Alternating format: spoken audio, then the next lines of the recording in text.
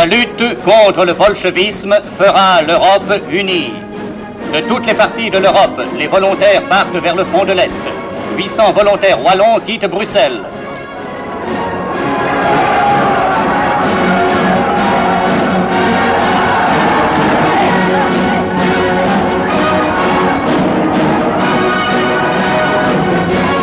Parmi eux, simple volontaire, Léon de Grelle, chef du rexisme.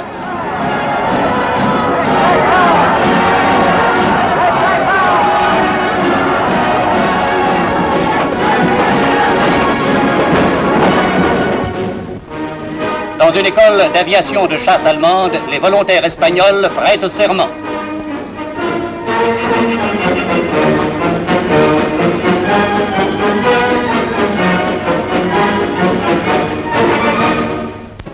À l'extrême nord, malgré les difficultés de terrain et la résistance désespérée de l'armée rouge, les troupes allemandes et finlandaises poursuivent sans relâche leur progression. Bien qu'un violent barrage d'artillerie soit déclenché par les Russes, les unités allemandes parviennent à franchir le cours d'eau.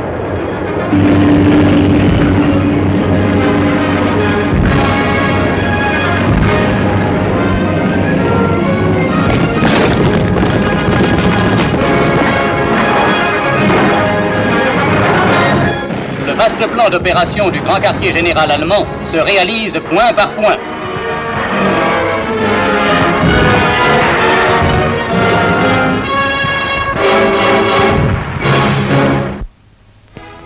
Au nord, tout d'abord, la Lituanie et la Lettonie ont été libérées. Puis, les troupes allemandes ont atteint le golfe de Finlande.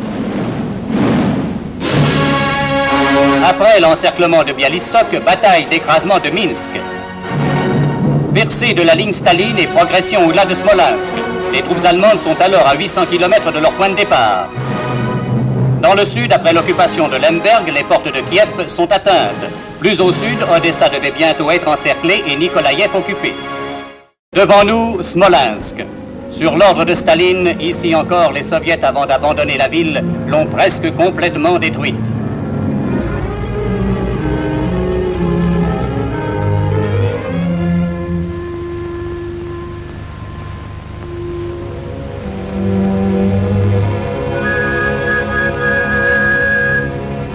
Smolensk, ville sainte de toutes les Russies.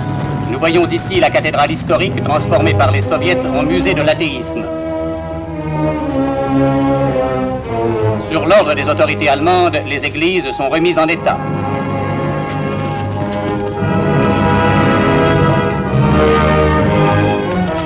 Un clocher utilisé pour l'entraînement des parachutistes. Bientôt, la première messe est célébrée sur le territoire libéré de la tyrannie bolchevique.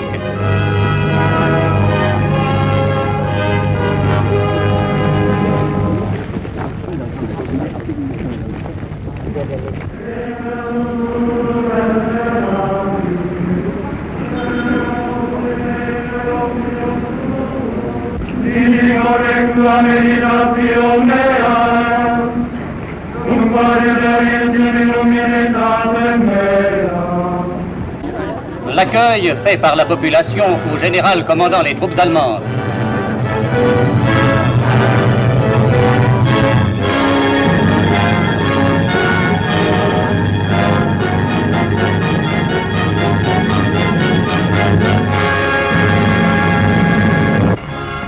Les divisions du Reich se dirigent maintenant vers la mer Noire.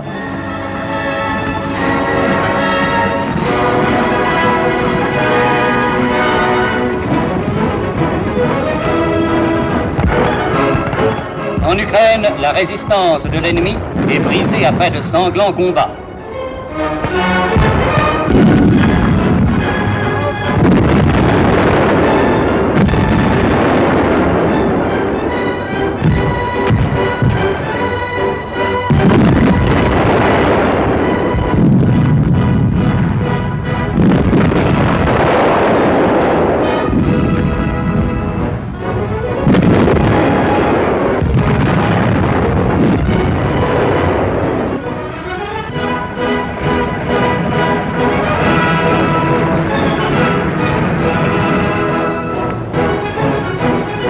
un jeune chef d'une formation de choc reçoit les félicitations de son général.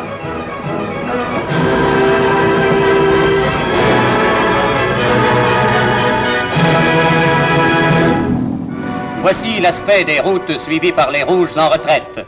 À la date du 21 août, l'armée soviétique avait perdu 14 000 chars.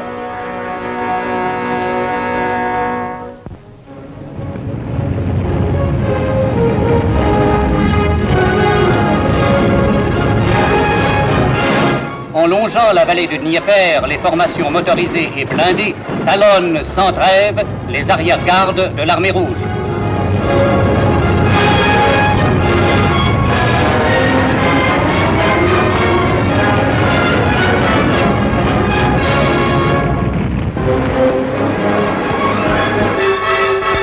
« 14 000 canons ont déjà été capturés.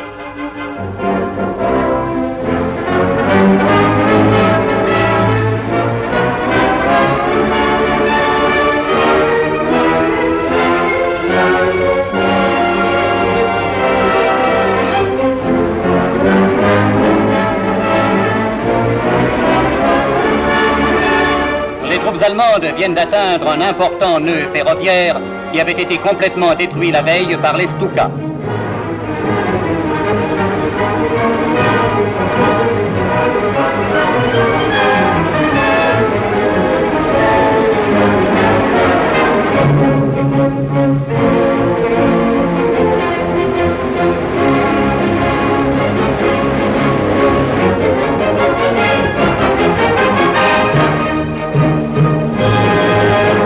Les voies sont immédiatement remises en état.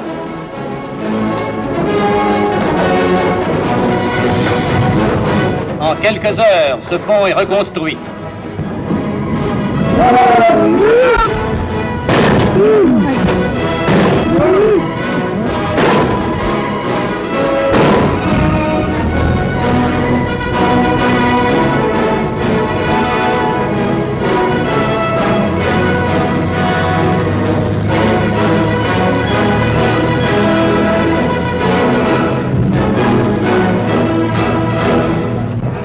Des avions soviétiques de bombardement tentent d'entraver l'avance des unités d'infanterie. La DCA entre en action.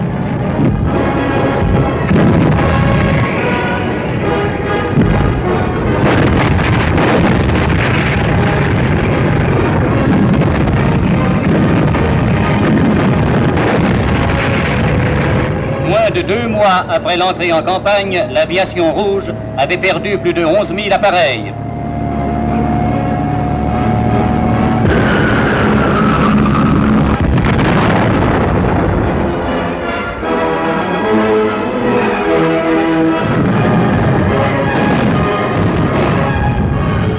Toujours en Ukraine, voici quelques rapides épisodes de la bataille d'anéantissement d'Ouman.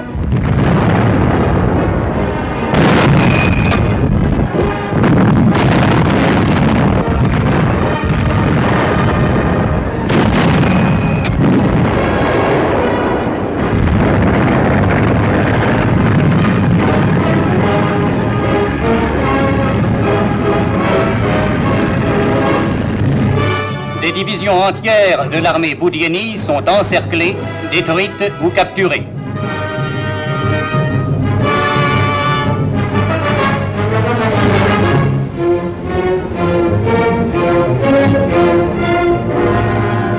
Dans ce camp, plus de 80 000 soldats soviétiques ont été rassemblés.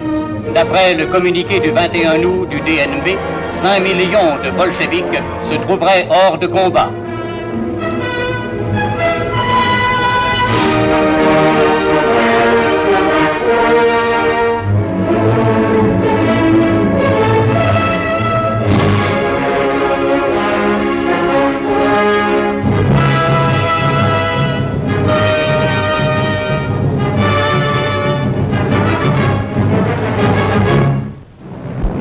Au crépuscule, des escadrilles de chasse et de bombardement ont reçu l'ordre d'effectuer un nouveau raid au-dessus de Moscou.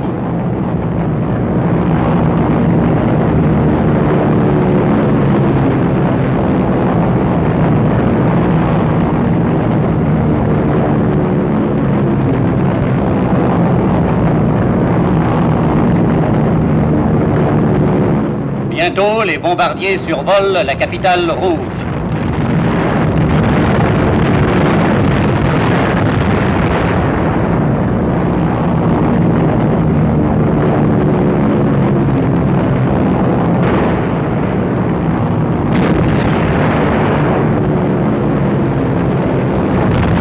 Les objectifs sont atteints.